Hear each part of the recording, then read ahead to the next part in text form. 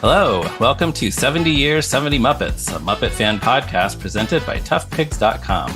This is the podcast where we celebrate the Muppets' 70th anniversary with 70 straight weeks of spotlights on our favorite Muppet characters, from the most popular to the most obscure. I'm this week's host, Ryan Roe, and the Muppet of the Week is Constantine, performed by Matt Vogel and making his world debut in 2014 in Muppets Most Wanted.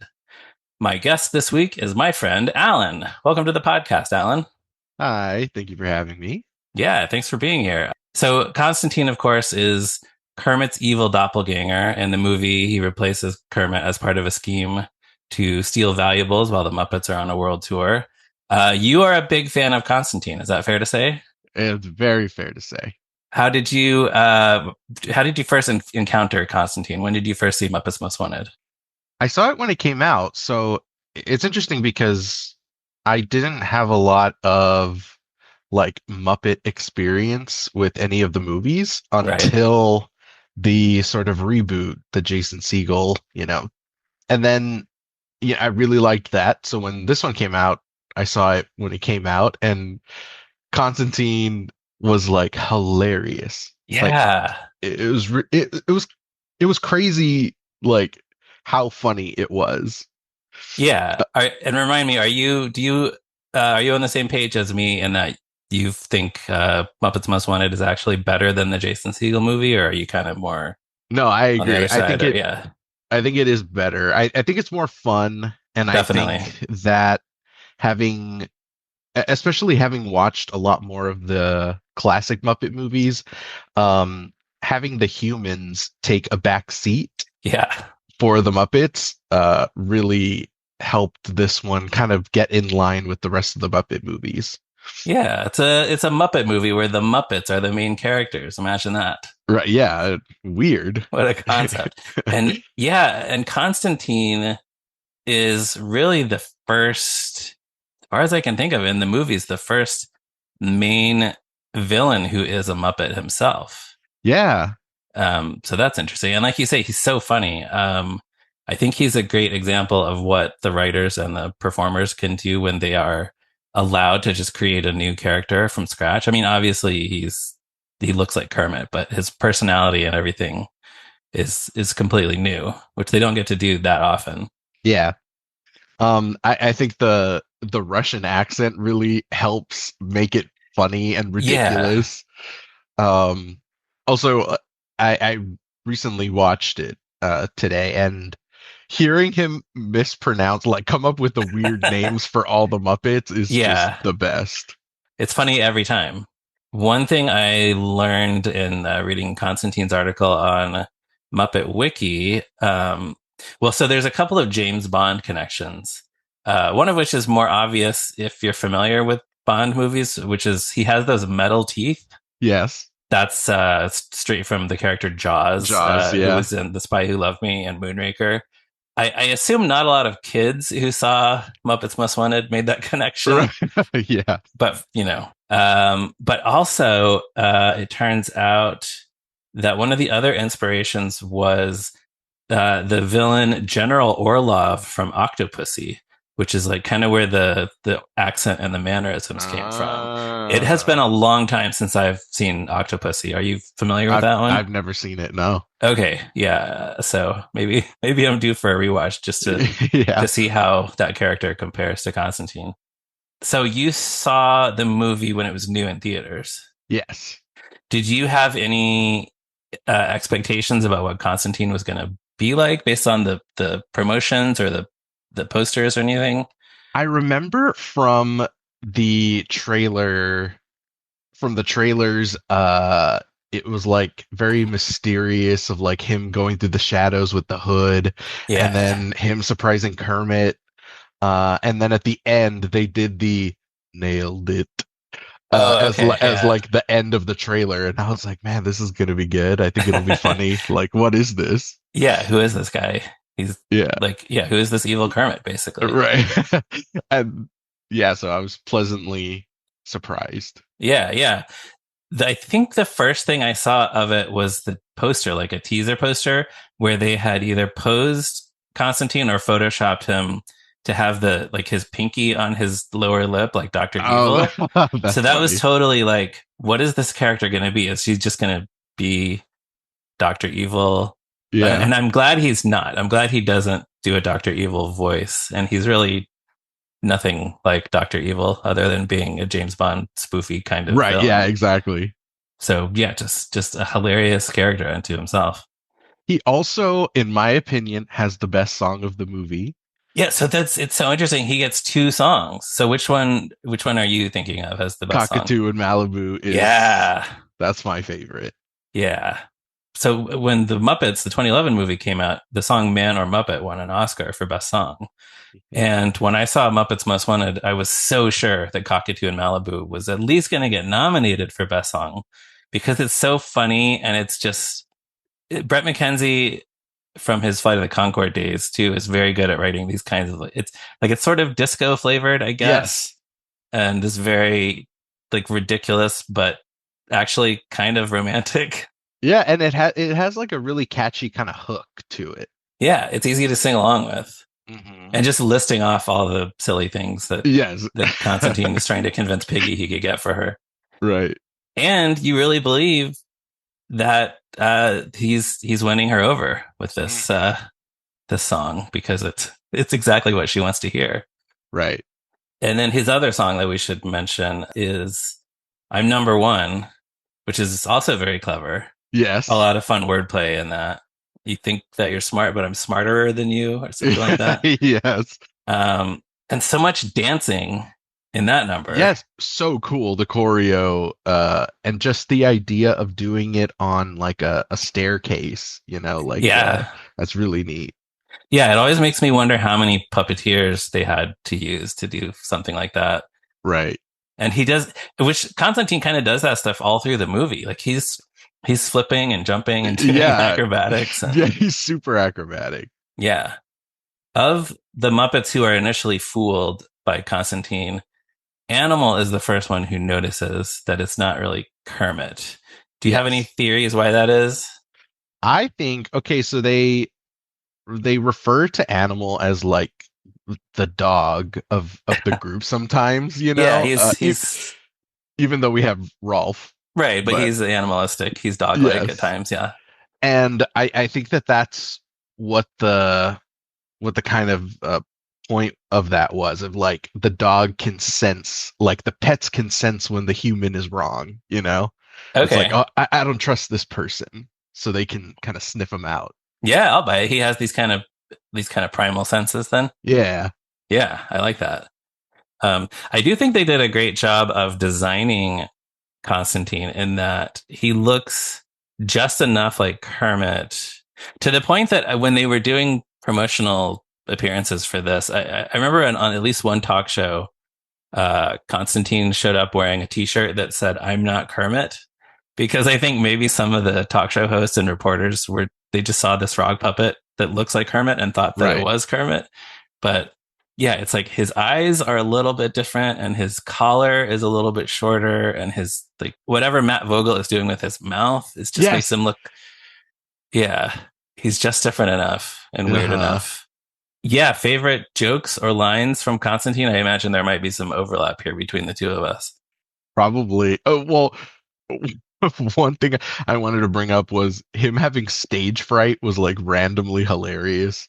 He's Oh like, yeah. "Oh yeah, I got this. Don't worry about it. This is definitely I have too many talents to be nervous. I don't need to watch the tapes." And then he goes out and he just it was so good. Yeah, I had forgotten about that until this rewatch for this podcast. That's kind of an arc for him where yeah, the first time he has to host the Muppet Show as Kermit, he gets this terrible stage fright and collapses on Yeah. the stage.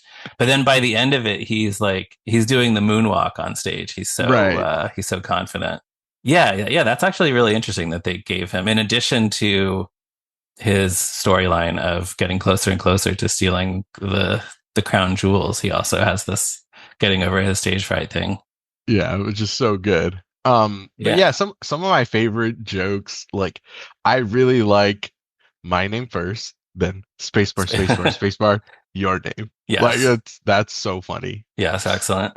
Also the like we were talking about earlier, him not naming the Muppets correctly is Right. hilarious. Zongo. Yeah, that always makes me laugh out loud. Sure, Zongo, who cares? Yeah, yes. Anytime that he refers to Piggy as just pig Yeah. is so good. And then when he Um, proposes to her, he says, "Will you do the honor of becoming Mrs. Pig or Mrs. the Frog?" Something like that. Yeah. yes. Fonzie was Yes. really good. He calls Walter by the right name though, which was funny. He was like Oh, Walter and Fonzie. that's interesting. I guess, yeah, what would you do with Walter? There might not be much you could do with his accent Yeah. with that name. There's one moment where Scooter says something and he says, "You are forgetting one thing, small man with glasses." Yes. That one's very good. Yeah. And then, of course, the scene where he's watching the tapes to try to train himself to speak like Kermit. Uh-huh. And it's so we see Kermit go, "Yay!" And then Constantine goes, "Yes." And Yeah. Kermit sings "The Lovers, the Dreamers, and And Me," cheese. and he sings "The Lovers, the Dreamers, and Cheese," and that's where we Yeah. get nailed it. Which, yeah, yet again, that one makes me laugh out loud every time. Yeah, see, again, it's too bad that they don't have more opportunities to make new Muppet stuff and introduce new characters like this, or even to use Constantine more. Right. Um, Yeah. You had sent the Pentatonics clip, yeah, and that was a nice little add-in for him. yeah, and Um, it was very surprising because, so of course, Constantine being created for one movie, we pretty much everything we saw him from initially was the movie and the promotional appearances for that movie. But then, yeah, this TV special, A Very Pentatonics Christmas, was 2017, so more than 3 years after that movie. And by this time, Matt Vogel had been cast as Kermit. So we never thought we would see Constantine again because this Matt Vogel is now both characters, yeah. whereas Steve Whitmire was playing Kermit in the movie. So yeah, what are your thoughts on that Pentatonics clip that I sent?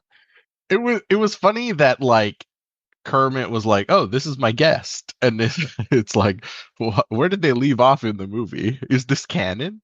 Oh yeah, it's kind of the Muppets always kind of play fast and loose with canon or continuity. Yeah, Yeah, where you mean you're referring to the fact that he's being so friendly with Constantine? yeah. Yeah, that's true. Oh, that is right. I, Kermit the Frog, have ruined your Christmas. How could you do this? You're supposed to be good and decent. You're supposed to be a moral compass. You're supposed to be the short, green Tom Hanks. This really isn't like you, Kermit. Oh, it is exactly like me, the one and only Kermit the Frog. Hey! Oh, hi guys. Merry Christmas. Two Kermits? I have never seen this frog before in my life. What's going on? You tell us. Which one of you is the real Kermit? Me. Constantine, cut that out. I'm Kermit, and this is Constantine. His evil doppelganger. He's my guest. Constantine, who he has stolen the Christmas presents of Pentatonics, I think. Uh-huh. And that's also interesting because he says that he's essentially upset because he's not as famous as Kermit because he's only known for the evil Kermit meme on the internet, which kind of makes me wonder if that's the only reason they wrote Constantine into this special is just so they could acknowledge that meme. Right. Yeah. That's a really good point. I mean, it was really popular, that image as Yeah. a like a meme template. Yeah. I'm trying to think of examples of how it's been used, and now suddenly I can't think of any off the top of my head. But There was one. So in Parks and Rec, they have this thing of treat yourself, and they did that with Constantine, of like him telling Kermit, treat yourself, like do bad. Okay. Yeah. And, It's well, a like lot the of dark times, side. right, exactly. A lot of times it's like Kermit is the trying to be the voice of reason, and then it's Kermit facing Constantine wearing the black hood. Yes. So it would be like Kermit saying, "I'm on a diet," and Constantine saying, like, "Eat an entire bag of Oreos" or something like that. So, yeah. But what's unfortunate is that I think probably more people have seen that meme than have actually seen Muppets Most Wanted. Yeah. Like You're probably right. they just think of that as being evil Kermit. They don't actually know the character, which is too bad. Everybody out there, tell all your friends and family to watch Muppets Most Wanted on Disney Plus. Exactly. I think that, like, to your point of they should use him in more things. I mean, who would have thought that like this new character that they brought in would be such a big hit? Like, yeah, I mean the fans immediately loved him. Yeah. So the Pentatonics clip, you said at this point Matt Vogel had already been cast as Kermit. So right. Was he pulling double duty with this? Yeah, so this I think I also read on Muppet Wiki. Yeah, so they had a second puppeteer on the set. This guy named Mike Quinn, who's been working with the Muppets like forever, for decades. So I guess basically anytime Kermit is speaking in the shot, that's Matt Vogel, and Mike Quinn is performing Constantine, and then vice versa. When Constantine is speaking, that's Matt Vogel, and Mike Quinn is Kermit. Interesting. Yeah. So I think most Muppet fans would love to see Constantine come back again. It's been a while, but it's interesting because there really aren't a lot of characters in the Muppet ensemble whose purpose or whose thing is to deliberately mess things up for the other characters. Yeah. So I think if they were to do another series or something, they could definitely do something with that. Do you have any thoughts or pitches on how something like that might work? Okay, so again, I'm going to fan cast this idea of Knives Out with Muppets. Okay. I think it would be very funny if like they bring Constantine and the whole point is like, oh, Constantine is the quote unquote murderer. But obviously it wouldn't be him. That would be too easy. But I think that would be funny to like bring in the villain and have him be the obvious villain to the Muppets. Yeah. But that be just like a red herring. So he didn't do it, even though it seems so obvious that he's got to be the one who did it. It's like, well, of course Constantine did it. He's evil. Yeah. I would love to see the Muppets do a murder mystery movie, like in the style of Knives Out. Yeah. That would be great. Yeah. Or just for Ryan Johnson to write and direct a Muppet movie. Exactly. Yeah. So are you in this scenario, do you see Constantine denying that he committed the crime and nobody believes him? Yes, like a cry wolf, like, yeah. It's like, well, of course it would be Constantine. Like, it was you last time, Constantine. Of course it's you this time. Yeah. Yeah. I like that. That could be funny. All right. So as soon as we meet Constantine, we learn that he is the world's most dangerous frog. We see him blowing things up, which actually, one thing I always wondered about the beginning of the movie, we see him basically blow up the entire gulag as he escapes. And yet a couple scenes later, Kermit's in the gulag and everything's just like back to normal. Right. Maybe I shouldn't think about that too much. No. And justice for the phone booth that he blows up. The little kiosk. He blows it up for no reason? Like, yes, he just walks away and he blows that up too. Yeah. We gotta see how dangerous he is. Mm-hmm. So I got to wondering though if that's really true. So I have a list here of some other notable frogs, and I figured we could go down and kind of talk about whether any of them might be as dangerous as Constantine or how they may compare. So starting with Michigan J Frog, the singing frog from the Warner Brothers cartoons. Dangerous, not dangerous? I would argue that listening to that jingle gets in your head so maliciously. That's true. That could be dangerous for your mental health. Yeah. I mean, you hear it and it's like, oh, I want to do that too. Yeah. Well, now I want to start singing it, but I'm afraid it would get it into everybody's heads. Hello, my baby. Hello, my darling. And certainly in the cartoon, the original cartoon that he's in, One Froggy Evening, he's very dangerous to the guy who finds him and basically ruins his life. Yeah. By ceasing to sing every time other people are around. So, okay, maybe Michigan J Frog, fairly dangerous. So then, what about Frog from the Frog and Toad books and cartoons? I'm unfamiliar. Okay, I'm going to say not dangerous at all. Frog and Toad are just kind of like low-key buddies who just kind of spend time hanging out, having very, very laid back. You can't even really call them adventures. So, okay, I'm just going to I'm just going to make an executive decision then and say not dangerous. What about, are you familiar with Genghis Frog from Teenage Mutant Ninja Turtles? Yeah, yes. Uh, yeah, I would say pretty dangerous. Yeah, because he knows how to fight, and he's joined the Turtles on occasion to fight against Shredder and whatnot. Yeah, All right, so pretty dangerous. dangerous in a useful way. Yeah, yeah. I think he could hold his own if he had to fight Constantine for sure. What about Thor as a frog? Are you familiar with this storyline from Marvel Comics? I've heard about it. Loki puts a spell on Thor and turns him into a frog. I would say, well, okay, how much power does he have still as Yeah, it's been a Thor while since I frog? read these comics. I think he doesn't. I think he's not at full power, but still, I think Thor, as long as he's Thor and he has his hammer. Like if I remember correctly, he still has like a little frog-sized version of his hammer. Now, So if you were to portmanteau Thor and frog, would it be Thog or Frog? Thog, not to be confused with the Muppet Thog. I think fans do call him Throg. Okay, Yeah, Throg. I like that. Throg. Yeah. So what about? So yeah, I guess Thor as a frog, formidable. What about the Budweiser frogs? I'm gonna say not dangerous. Oh, interesting. What's your reasoning? I don't like them. Okay. I hated that as like a thing that they had. Like, And that was kind of before the internet as we know it today. So it was not. It was a meme in a sense, but not like what we have now. But Right. that everybody was riffing on those frogs. do you think about that sometimes? Of like, how memed would this have been, like back in the day, and like plug it into today's context, like before the internet became what it was. It's like, Yeah. what would have been a meme?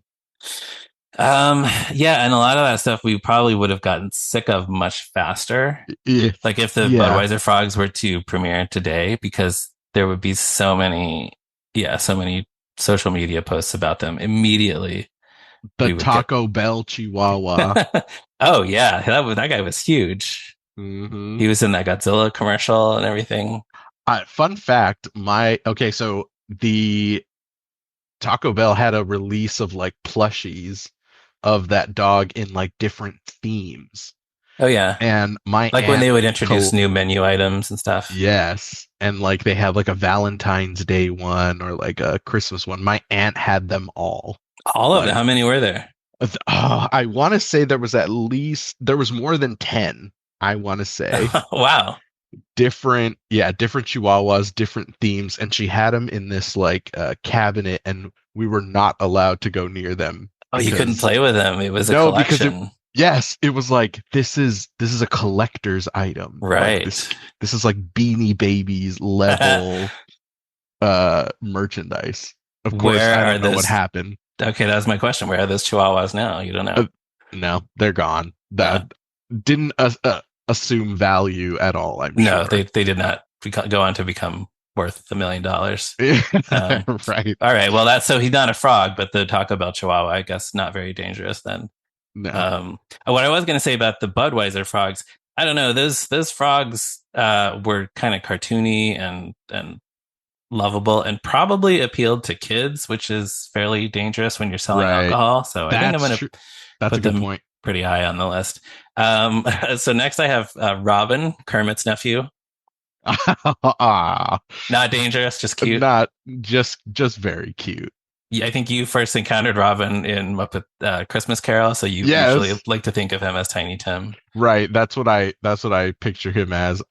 In Muppets Most Wanted, I think it's Gonzo that he's like, "Come on, Robin, let's go," and like, Oh, Robin just it's kinda walks out. it's Rizzo when they tell the Muppets that Fozzie and Walter have decided to quit. I think when they leave to go Oh, find yes. Kermit. That's right. Yeah, and they're like, "Didn't we just spend a whole movie introducing Walter to the Muppets?" Yeah. And Rizzo says, "Yeah, some people might say at the expense of other beloved characters. Come on, Robin." Yeah. Which I bring back Rizzo. I figure something out, change the voice, give Yeah, it to maybe somebody else. You think time to recast Rizzo? Yeah. Yeah, it'd be fun to have him back. So, okay, golden poison dart frog. Pretty dangerous, I think. Yeah, This I is would say. a real animal that can actually kill other animals with its poison. So maybe that one goes to that one could probably take down Constantine Yep. if it caught Constantine unaware. Very quickly. Yes. Yeah, some of these, like you go to a zoo and you read the sign and it's like one of these could kill a human. Some of Right. these species of poison dart frogs. And then the plague of frogs from the Bible. Ooh. Uh okay, but okay. So in a vacuum, did they do anything? You know? Like Oh, if we were just looking at frogs, right. like they didn't do anything but annoy people probably, you know? They were definitely inconvenient. Yeah. Yes. But yeah, you're right. Yeah. You're right. Maybe not dangerous. Maybe they didn't actually hurt anybody. Just I the don't know. nuisance. Did the frogs fall out of the sky? They did, I yes? think so. Yes. I think that's how it goes. Now, how far would a frog have to drop for it to hurt somebody landing on them? I don't know. I hope there's a scientist out there listening who can tell us the answer to It could that. potentially be dangerous, you know? Yeah. Yeah. So, well, although I guess it's like that thing where everything achieves terminal velocity. And so a frog hitting you on the head from the sky would be going like the same speed as a I don't know a penny or any other animal or object that you I don't know what I'm talking about. Yeah. Well, Frog terminal velocity. it's like that theory of like if you were to drop like a quarter off the Empire State Building and it would Yeah, like go through your head or that's kind of what I something. was trying to remember how that goes. Yeah. Yeah. Um, I don't know if that's true. And then this is not a frog, but a kind of a bonus. The last one I had on the list, Slippy Toad from Star Fox. Oh, yeah. I would say, you know what? I'm gonna say another one of those dangerous because it just the ear fox like hearing him say it in 64 is like Oh, yeah. a lot. Yeah. You just get to hear that same sound effect over and over again. Yeah, exactly. It's like And well, he's, we only have two sound bites to use. yeah. And he's flying, like one of those, or what are they even called in that game? He's flying one of those little spaceships too, right? So Yeah. he's probably dangerous enough, if you're Yeah. on the opposite side, opposite team from him. He's his own fighter pilot, so Yeah, he's got skills. Yeah, so if he came gunning for Constantine, I think Constantine would have he'd have a fight on his hands. He could only serpentine so much Oh yeah, before he just gasses out. even with his acrobatic skills. Yeah. Yeah. All right. Well, so that was fun.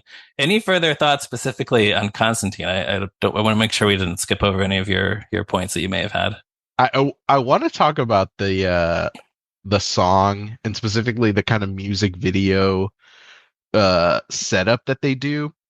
For Cockatoo and Malibu? For Cockatoo and Malibu, Yeah. him framing the image in Vaseline to give it that Yes. sort of disco haze is just the soft focus. yes, amazing. And then the fact that we see his clothing blowing in the wind, Yes. and then it cuts to the rats holding a fan pointing it at him. You know, it's funny because him in that open shirt kind of reminded me in maybe I'm not sure which Muppets it was, but he plays like an agent and he has like the wig on and the glasses. Yeah, it's like one of Kermit's disguises or something. Oh, are you thinking about in Muppets Take Manhattan when he he brings the script to the Broadway producer and Yes. he's wearing the afro and Yes. he has his kind of his shirt is open in that. For some reason, it reminded me of that. I think because it has like that same kind of 70s kind of look to it. And also funny in a similar way because most of the time Kermit wears no clothing at all. Yeah.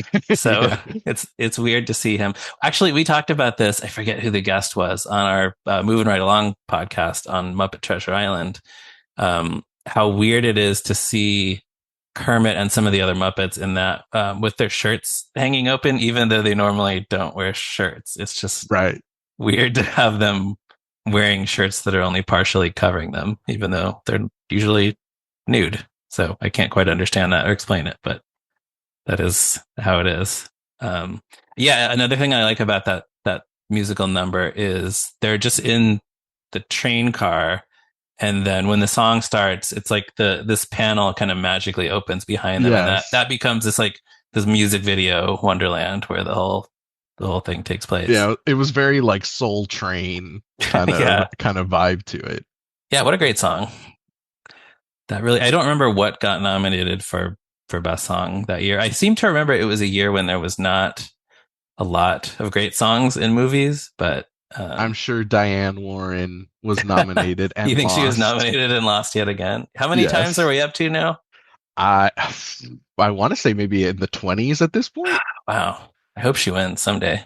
I know, but like I kind of maybe it's mean to say, but I kind of want her not to, because just it's so like, it can be like on the record that she got nominated so many times without ever winning. Like, how far can we get this number up? What if Diane Warren wrote a song for the next Muppet movie? And then that's what her win was. Maybe so. They've won once, and they've been nominated a couple other times. So I'm sure that Disney could shell out the big bucks to campaign best song win if they really wanted to. Yeah, she could write. I don't know. Has she ever written anything funny? Probably not. But she could write some kind of love song for a piggy number. Yeah, I think that would work. Yeah, something so right in this one, which isn't really a funny song. It's pretty right. There are funny things about the way it's staged with Celine Dion and all that, but it's pretty straightforward. Diane Warren, if you're listening, your next song, it needs to be for the Muppet movie. Yeah, or Diane Warren writes a song for Constantine. Yes. I have no idea how that would work. He gets a new ballad. Yeah, why not? I'm just trying to bring it down, bring it back to Constantine. Yeah. All right. Okay, then I think we did it. Alan, thank you so much for joining me. Thank you for having me. And have a great rest of the day, rest of the week. Just make sure you don't go taking a walk alone in the fog in former East Berlin along a deserted canal. I will try my best not to. Very tempting, though. 70 Years, 70 Muppets is a Muppet Fan podcast presented by toughpigs.com. Hosted by a whole myriad of people and edited by them as well. Produced by Jared Fairclough. The Muppets 70 logo used with permission by the Muppet Studio with thanks to Danny Iglesias, Frank Reif Snyder and Lee Slaughter. Don't forget to follow toughpigs.com on all social media platforms. You can support us by heading to patreon.com/toughpigs or buying a t-shirt at tpublic.com/toughpigs.